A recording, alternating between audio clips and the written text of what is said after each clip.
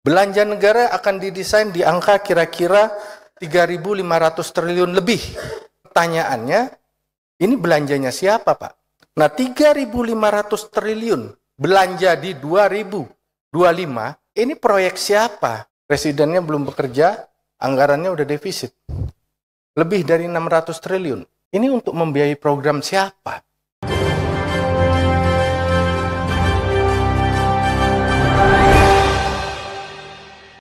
Assalamualaikum warahmatullahi wabarakatuh. Dilansir dari bisnis.com, DPR Prabowo belum kerja, APBN 2025 sudah defisit 600 triliun. Jadi anggota Badan Anggaran atau Banggar DPR RI, Dolfi, menyoroti defisit anggaran pendapatan dan belanja negara atau APBN tahun anggaran 2025 era Presiden terpilih Prabowo yang dirancang pada kisaran 2,82% dari PDB atau defisit lebih 600 triliun lebih. Dolfi menilai bahwa rentang defisit anggaran tahun 2025 tersebut relatif tinggi dengan ruang belanja yang ditetapkan pada kisaran 3.500 triliun. Bahkan dia mengatakan tingkat defisit APBN untuk 2025 tersebut merupakan yang tertinggi sepanjang sejarah transisi pemerintah Indonesia. Jadi defisit transisi ini yang paling tinggi dari proses transisi yang pernah ada. Jadi seharusnya lebih rendah katanya defisitnya. Dalam rapat Banggar DPR RI bersama dengan pemerintah pada hari Selasa 4 Juni 2024. Jadi di 2025 ini kalau kita lihat dari arah kebijakan fiskal yang tercermin di postur APBN-nya, belanja negara akan didesain di angka kira-kira 3.500 triliun lebih. Pertanyaannya, ini belanjanya siapa, Pak? Menteri-menteri tidak punya visi misi. Yang punya visi misi Presiden. Nah, 3.500 triliun belanja di 2025, ini proyek siapa? Cawe-cawe siapa?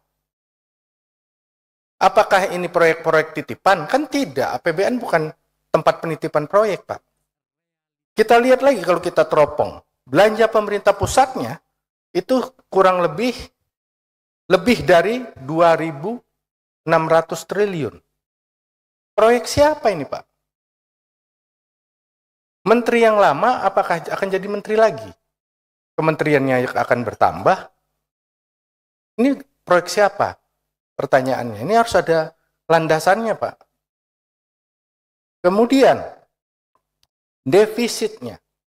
Ini lebih dahsyat lagi. Presidennya belum bekerja, anggarannya udah defisit. Lebih dari 600 triliun.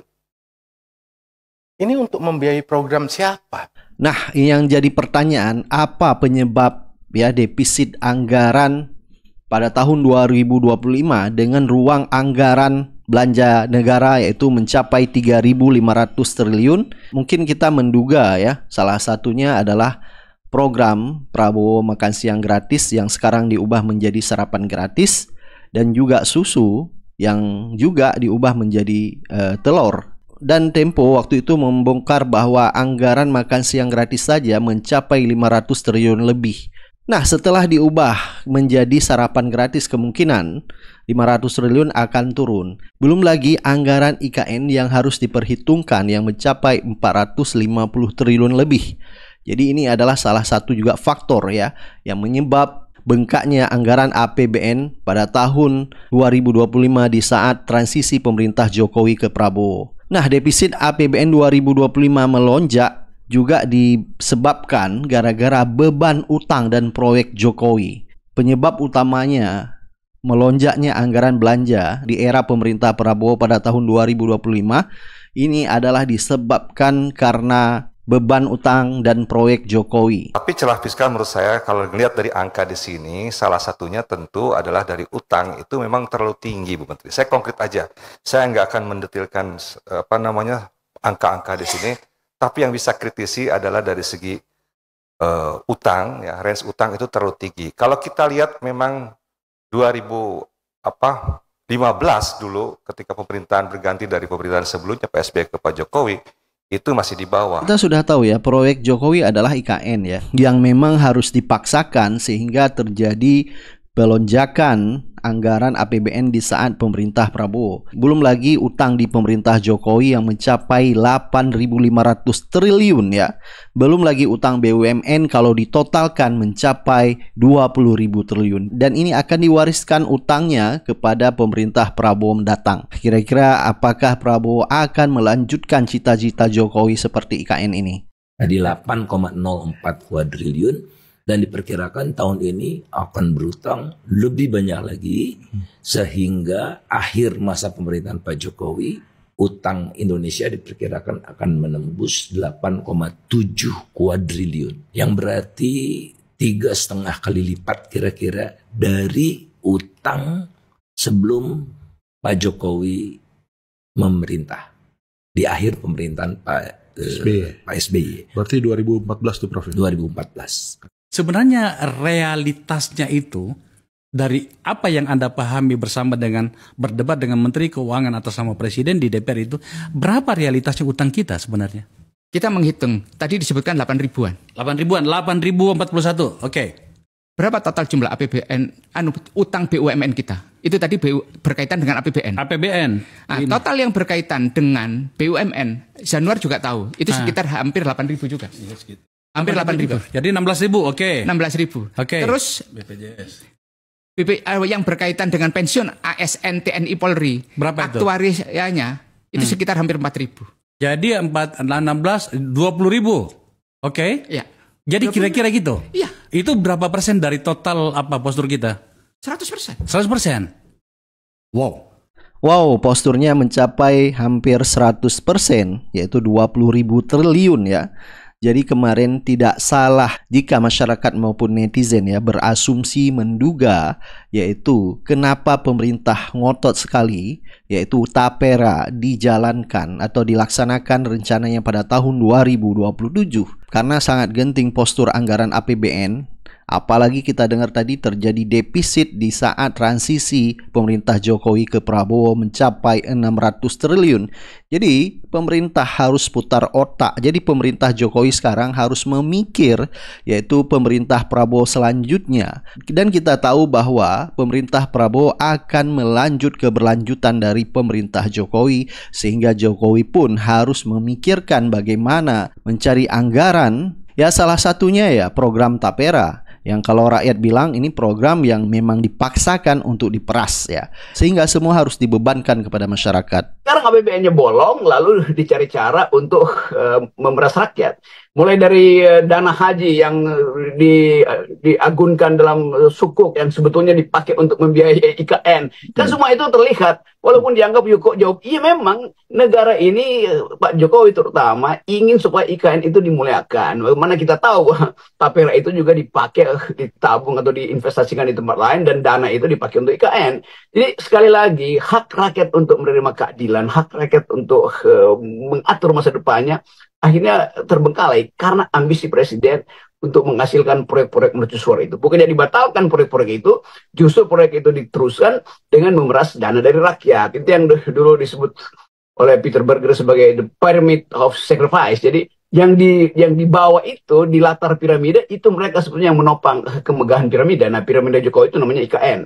Piramida Jokowi namanya kereta cepat. Semua hal yang sifatnya investasi tanpa minta persetujuan rakyat itu hanya untuk pamer bahwa Jokowi mampu untuk ingin diingat bahwa dia membuat kereta cepat, sementara otak rakyat itu tidak bisa bertumbuh karena stunting, membuat IKN padahal memeras dengan alasan itu untuk dana kesejahteraan buruh. Jadi semua hal yang buruk itu pada akhirnya terlihat justru ketika Jokowi sudah ada di ujung kekuasaannya. Kita buka dengan Tapera dulu deh. Tapera, oh, ini lagi ramai banget.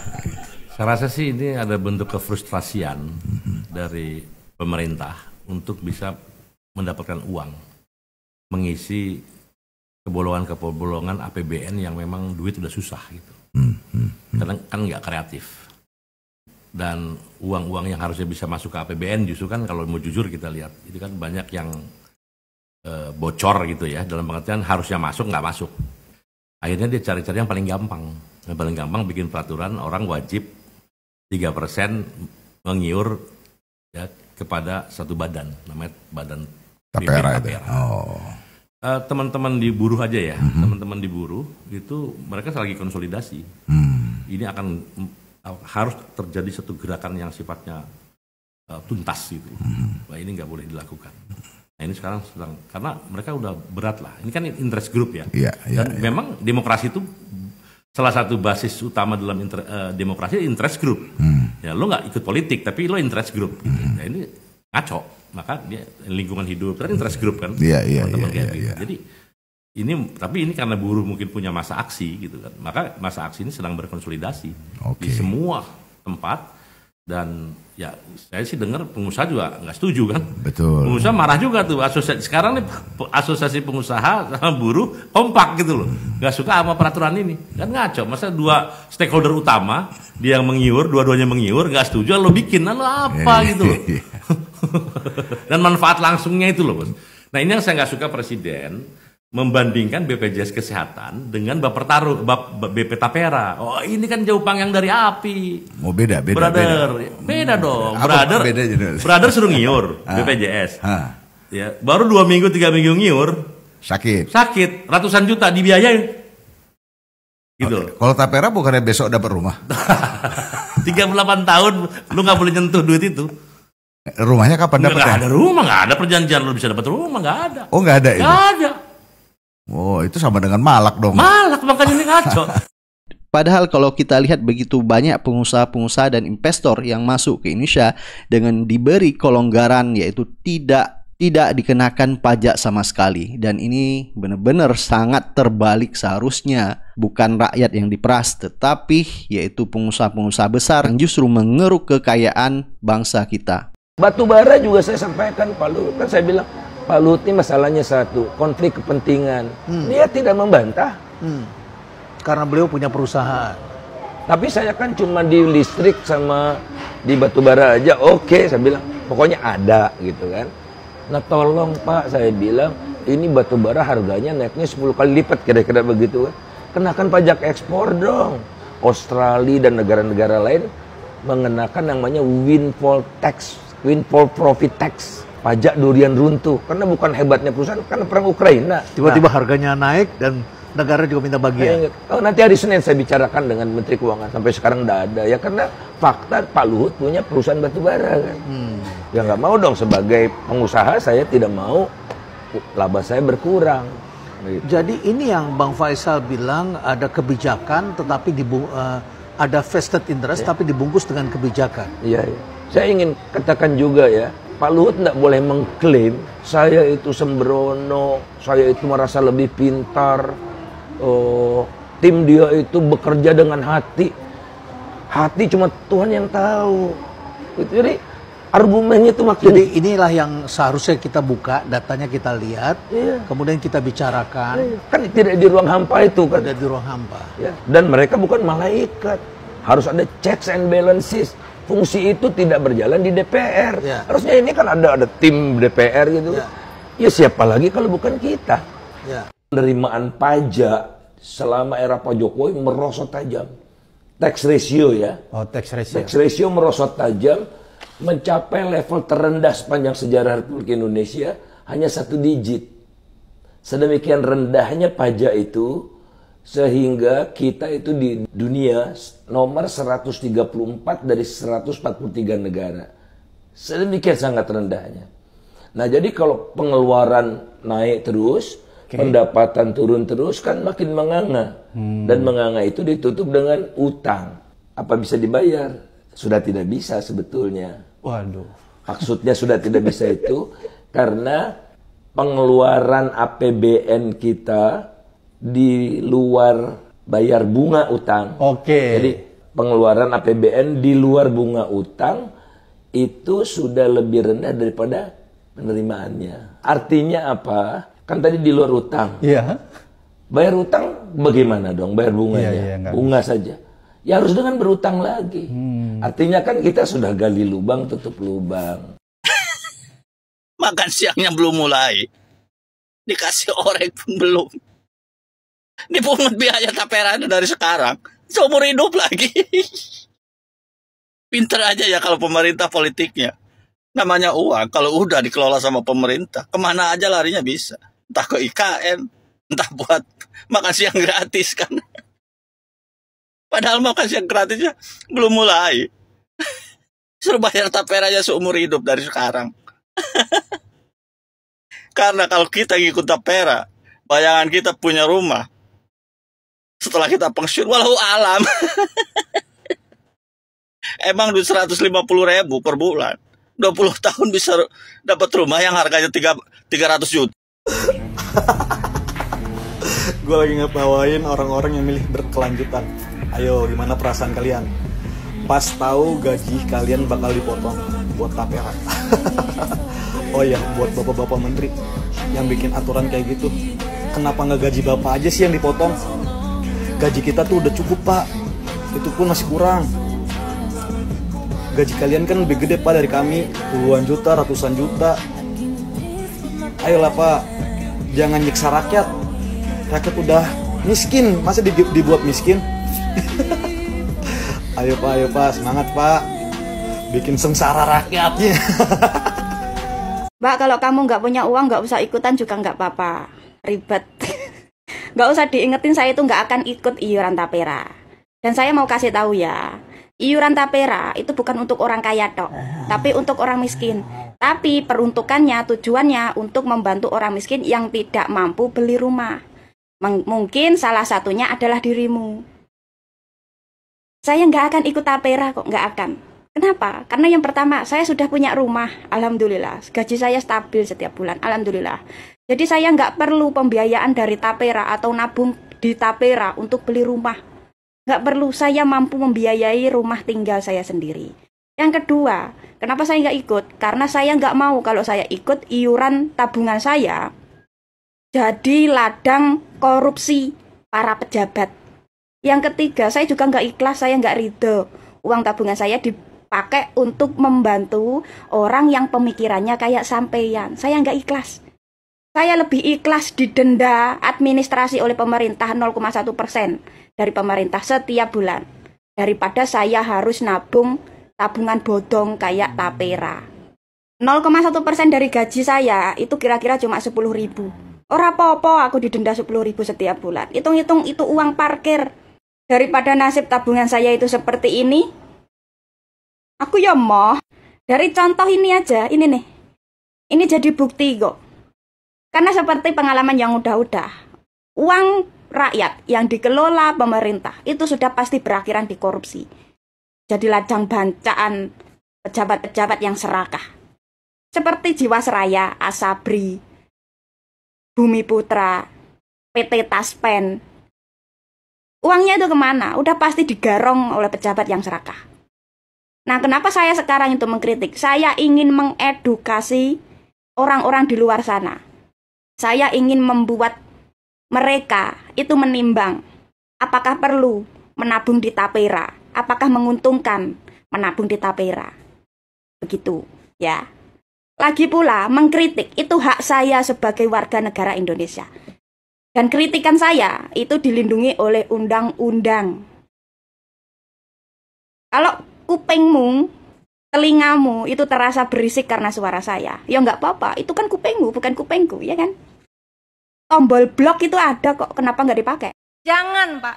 Potongan upah orang yang bekerja, dari keringat orang yang bekerja, ditinjau dari hukum, sudah pasti salah. Ditinjau dari sudut agama manapun, saya kira tidak ada yang membenarkan. Bayangkan orang dipotong gajinya tiap bulan, tahu-tahu uangnya raib 762,82 miliar. Uang yang investasinya nggak jelas, Pak. Koreksi jika saya salah. Nah, ada dari pendukung paslon 02 atau pendukung Jokowi Prabowo mengatakan kenapa koar-koar sekarang tapera padahal yang mengesahkan, yang mengajukan adalah dari fraksi PKS maupun PDIP. Sehingga ini pun ya dijawab oleh netizen. Lagi-lagi kalau kita lihat pendukung paslon 02 yaitu pendukung Jokowi dan juga pendukung Prabowo kurangnya literasi tentang masalah tapera ini. Baik, langsung saja kita lihat penjelasan dari netizen. Ingat ya, inisiatornya PKS dan PDIP, Tante. Saya itu ingat, Mbok De. Itulah kenapa sekarang saya itu mengkritik, komplain.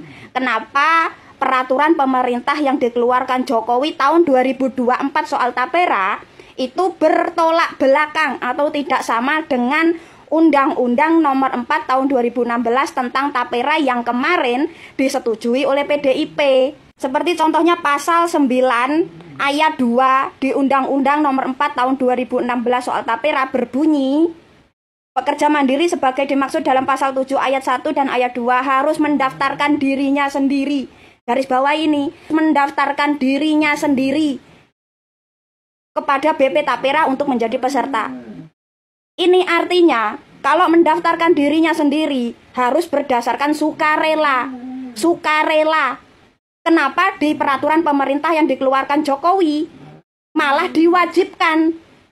Nah, kalau tidak ikut Bapera, pegawai swasta atau pekerja mandiri malah disanksi oleh pemerintah. Yang pertama disanksi peringatan, yang kedua disanksi administrasi alias didenda 0,1% dari gaji per bulan. Dan masih ada satu pasal lagi yang membuat saya mengkritik peraturan pemerintah soal tapera yang dikeluarkan oleh Jokowi tahun 2024 ini, yaitu pasal 27 ayat 1 bagian C. Itu bertulis yang mengikuti tapera adalah yang belum punya rumah, belum memiliki rumah.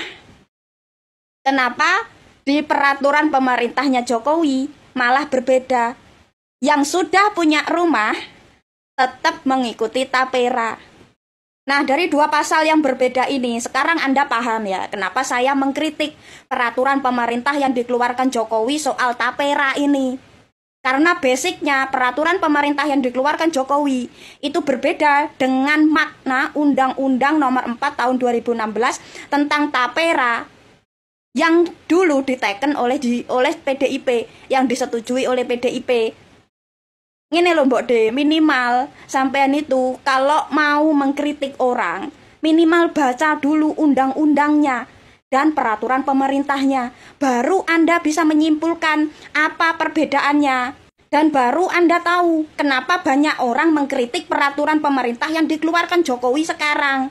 Tak kasih tahu ya, minimal sampean itu kalau mau komen, berisi dulu otaknya. Minimal baca dulu undang-undang yang disetujui PDIP dan baca dulu peraturan pemerintah yang dikeluarkan Jokowi.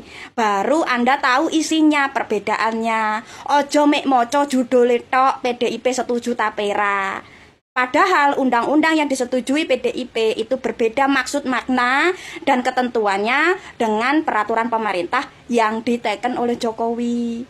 Ngene iki sampean nak ketok goblok ngene iki dilokne goblok mesti gak terima, ya ta? Sampean nak diguyu mesti gak terima, ya ta? Sampean nak dilokne tuwek tok ora enek isine, ya gak terima, ya ta? Makane rodok berisi otake ngono kuwi, berisi. Ojo tuwek tok tapi goblok ya tetap. Baik, sampai ketemu lagi di video selanjutnya. Assalamualaikum warahmatullahi wabarakatuh.